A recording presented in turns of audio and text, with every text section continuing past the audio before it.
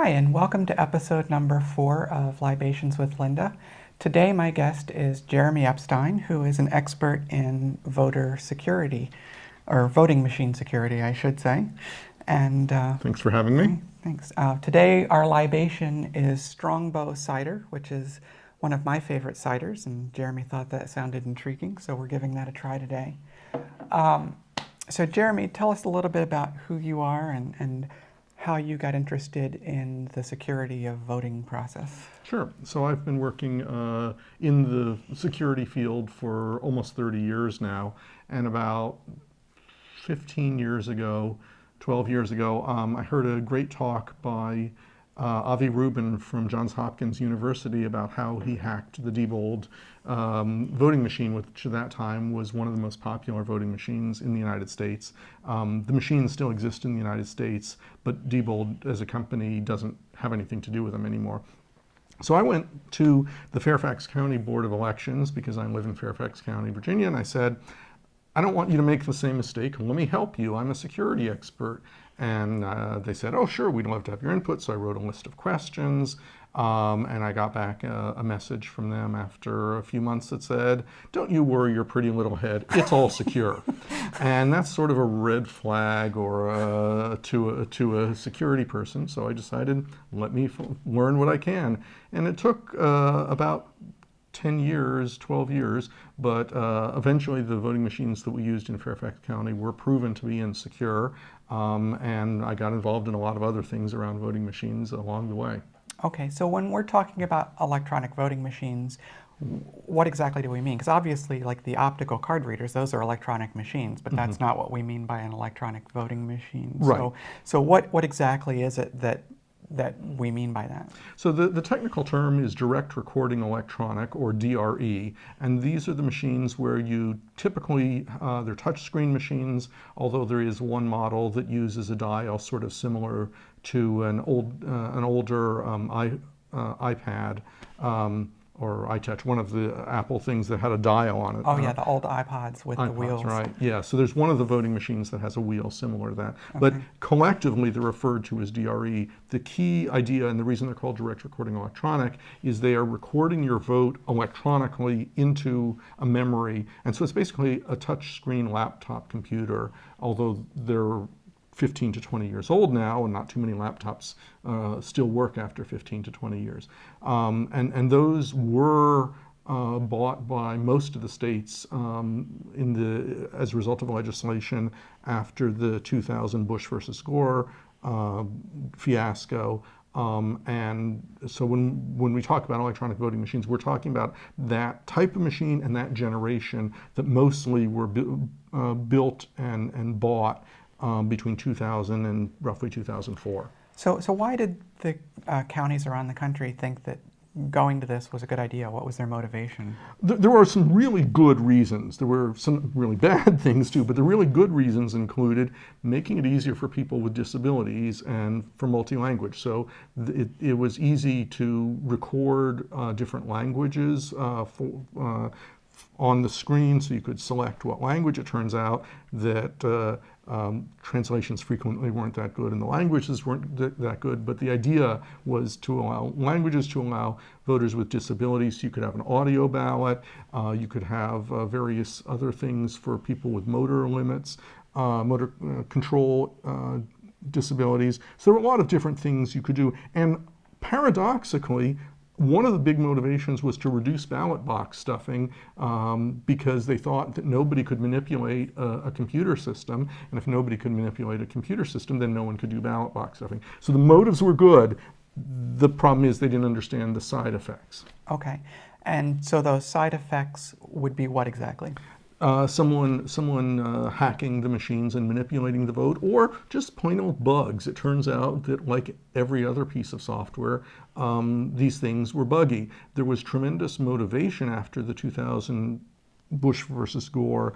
The federal government put $4 billion for the states and localities to buy voting machines. There was lots of money that they had to spend. There were vendors offering these things, and So they went out and bought them. They thought they were good, but they didn't understand at the time. And now I think election officials everywhere in the country understand that, oops, we need to look at security from a holistic perspective, but they didn't understand at the time. Okay. So where I live here in Loudoun County, Virginia, I don't believe we have any of these direct recording voting machines. I think they're all cards that you mark and then they're read by the optical reader at the end of the day. But that's not true in other counties.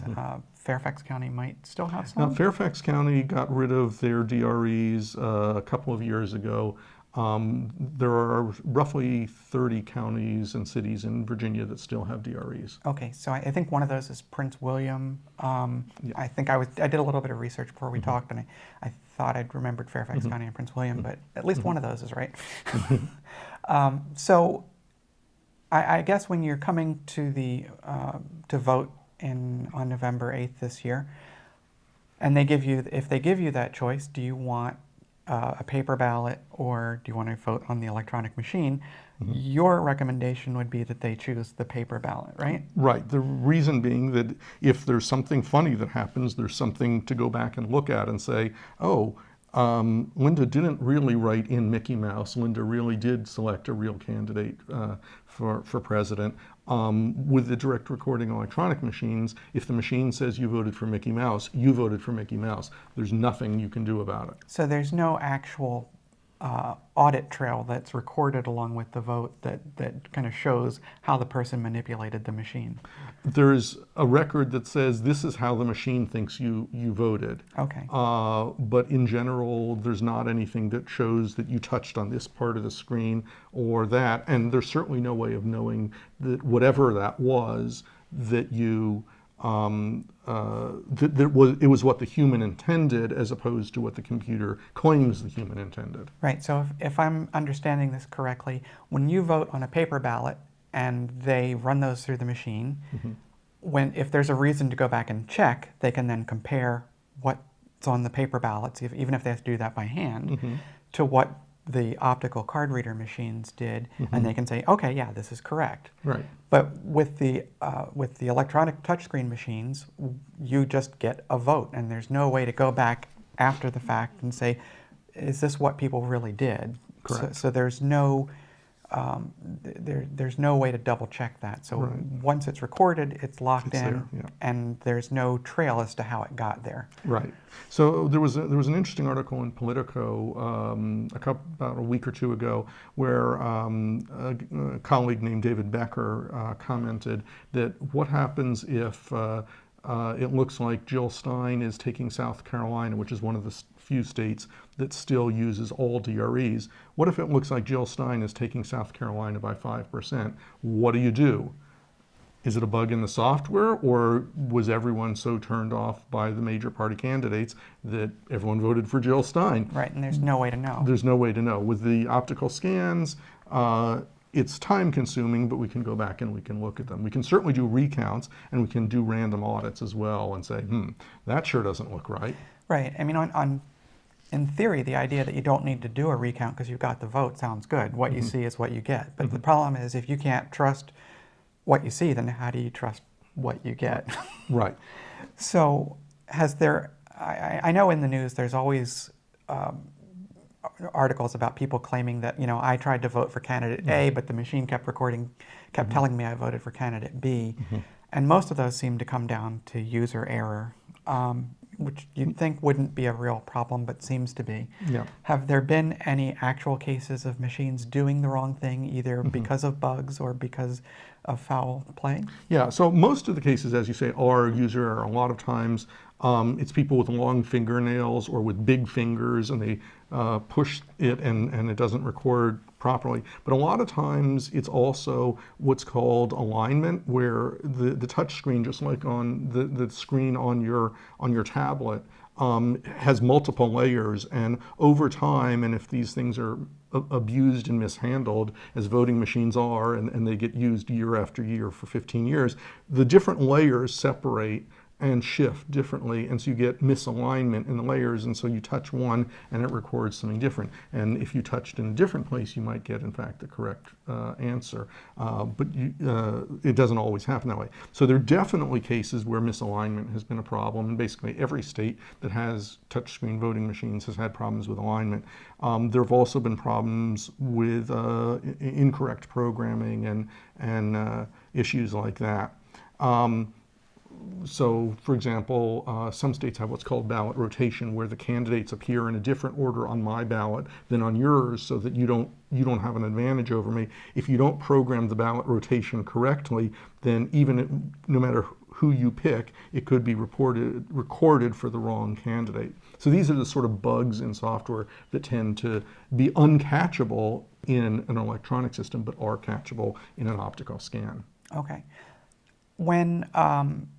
Has there ever been a documented case of one of these machines? I know some of them are relatively easy to hack. Mm-hmm. Has there ever been a documented case of that happening? I've never seen anything of a documented case of hacking a voting machine. It's a felony. People generally aren't anxious to advertise that they commit felonies. As far as I know, none have ever been hacked, but we know from experiments that have been done in labs that if anybody tried, it's really not very hard. Okay.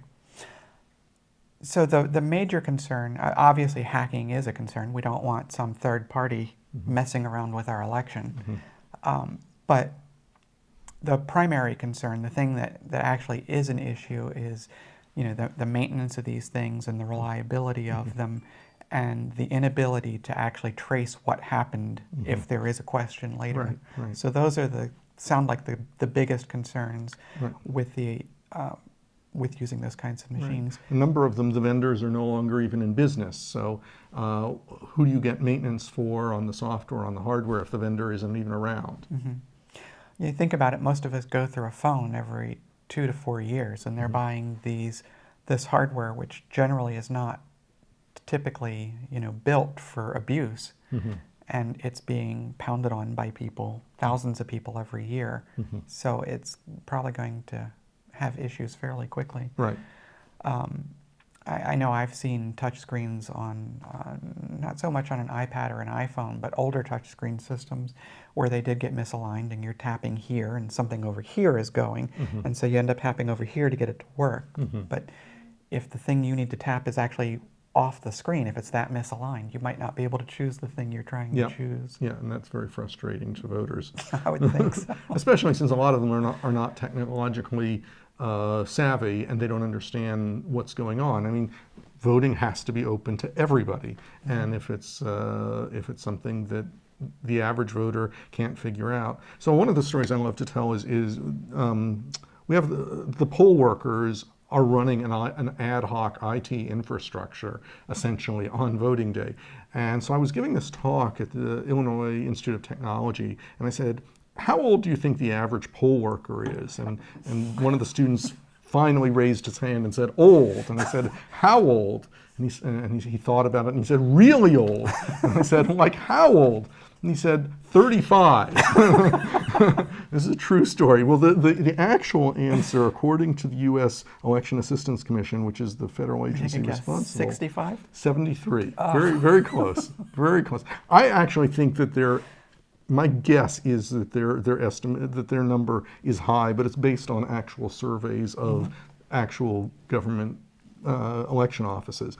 But whether it's 65 or 73, think about it, you are setting up and running an IT system with people who are not IT experts and who on average are senior citizens and maybe never were IT experts, but certainly aren't likely to be up on the latest IT stuff. So building a system that they can set up, run safely, accurately, securely is not easy. So the result is you have to build an election system that isn't hard to do. Okay. So is there any hope for these kind of direct recording machines, or are they just dead in the water here in America? Is there a way to do them correctly? There's some experimental efforts going on in Austin, Texas, and most notably in Los Angeles, California, where they've come up with sort of the next generation of these that have the advantages of the DREs, of being touch screens, of having multilingual capabilities, of being accessible for people with disabilities. But after the election, or excuse me, after the voter makes his or her selections, it spits out a paper ballot. And then that paper ballot becomes the ballot of record. And that becomes the key piece that is then recounted. And so that's sort of the future, is this hybrid system. It still sounds like that kind of has the same issue. If it spits out something that you didn't think you voted for, you've still got the same root cause problem. You do, except that you get to inspect it and you say, no, that's not what I meant. Basically cross out the paper or whatever and say, I want to try again. Okay. But you're absolutely right. If you, just having the paper isn't enough. It's having the paper with the ability to check. Now, the difficulty becomes if you have, say, a voter who's blind, how do they check the paper? And so getting as close to equality of treatment for all voters is very important and very difficult. Yeah, at least that's still the same problem we have today, so it's not a new problem. It's not a new problem, but it doesn't make it better. Better, yeah. But it seems like you'd still have the same IT infrastructure Yes. issues with that. Although they're designing it in Los Angeles knowing what we've learned over the past 15, 20 years, and so they're designing these things to be easier to set up and not assuming that you have the IT capability. So we need somebody like Apple designing it. In fact, the people, the Los Angeles County Board of Elections, or whatever they're called, I can't remember, hired IDEO, which is the design firm that works with Apple, among other companies, to help them design a system that's maximally useful for voters of many different abilities. And they worked with hundreds of different voters from every different demographic to help them design the best voting machine they could. Okay. What about the internet? It seems like the internet is this great tool that we use every day. It seems on the surface like it might be good for voting, but I'm guessing you're going to say that the issues, they're even scarier than with the direct recording machines. Right. The question is usually phrased as, if I can bank online, why can't I vote online? Yeah. And there's key differences. With banking, you want every transaction to be tied to an individual. With voting, you have to make sure that's not the case. With banking, you have a relatively small number of banks who are investing huge amounts of money in security and IT infrastructure. That's not the case in voting. Election offices are generally underfunded. They do a fabulous job with not nearly enough money. With banking, there's a recognition that we have to the banks save money by not opening branches and hiring staff. So they're willing to lose money. They're willing to deal with fraud for their online banking because it saves them money, not having to do with deal with branches, not having to pay people, not having to build buildings. We can't. I'm not going to say that elections are perfect. Even in the best case, there's always mistakes that happen. But we can't afford the same 1% to 2% fraud that banks can deal with on financial transactions. We can't afford 1% to 2% fraud in votes. So the motivations for an adversary, whether it's a domestic adversary, an international adversary, whatever, are really high. And so internet voting is a bad idea, but it's being used around the country to limited extents, and it's just a really bad idea. And they're really bad examples of what's gone wrong already. I would think so. I mean, if you just look at the kind of internet hacking kinds of things that have been in the news lately that never should have happened, and then you've got people out there that have been responsible for it, and like Russia and such. And do you really want something like that, even if they're just doing a distributed denial of service attack against our infrastructure so we can't vote? Right. Which would be relatively easy to do. Right. And we had here in Virginia about a week ago, there was a failure of the voter registration system, not a voting system, but the voter registration system. It got overloaded because too many people were trying to register on the last possible day. if that had been, and it was an accident. I mean, there's no indication that it was anyone deliberately trying to create a denial of service attack. But had it been an intentional attack, it could have been quite effective at preventing voters from voting. And it seems like most of the kinds of problems that we've had in elections in our country can generally be attributed to, lack of training or incompetence or lack of maintenance more than anybody trying to do anything nasty or rig just, an election. just plain errors. Yeah. Those kind of things, never attribute to evil what you can attribute to incompetence, right? Right. And it's elections are a complex process of people and technology and things like that. And there's so many potentials for error. You just have to make sure you do the best you can, cutting as many of them off. Yeah, it's the sort of thing that it sounds like it's easy. You get people, you get their vote, you count the votes, and you're done. Right. But when you actually look at the details of what all of those things are, it's actually hard to do those things right. And some people say, well, why don't we use hand-counted, hand-marked ballots? And it turns out that's a really obvious solution, but one that doesn't work. People are really bad at marking things by hand.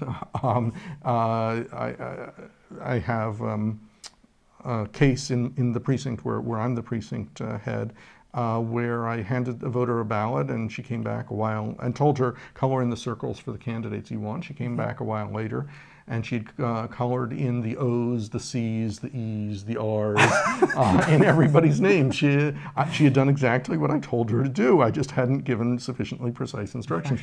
People are capable of an amazing number of ways of mismarking ballots. They'll circle the name of the candidate. They'll cross out the name of the candidate they don't like. They do all sorts of things like that.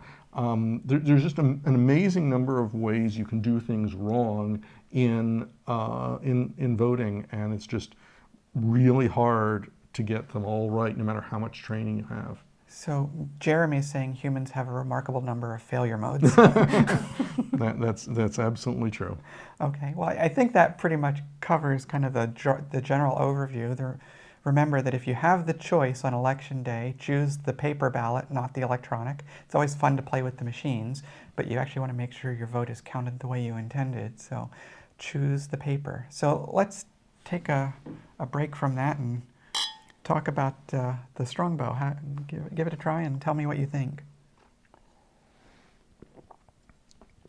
I like it. Yeah, this is, I think we first discovered this at the, it was either at the Renaissance Fair or at one of the wings places that served it. I don't remember which, but ever since we found it, we've been grabbing it whenever we see it. It's pretty tasty. So, is it a Virginia cider? No, I think. Oh, how disappointing! I think it is too small for me to read. I don't actually know, but there are some very good Virginia ciders. There's a company called Bold Rock that makes a couple of different styles of apple cider that are really quite good. I especially like their draft cider. So if you get a chance to try it. Okay. But this is also pretty tasty. If you're ever down in Charlottesville, I encourage you to check out the cideries around there. My daughter used to live there and would rave about all the different options. Oh, I have to do that because I'm a fan of the cider. So, well, thanks, Jeremy, for joining me today. Pleasure seeing you. This is our first non-gay podcast, so you get to change the direction. Well, it's an honor to be the first. And it's good to see Jeremy. I used to work for Jeremy in actually two past lives, so That's right. I've finally been able to escape him for the past 10 years or so. That's right. So thanks, everybody, and we'll see you next time.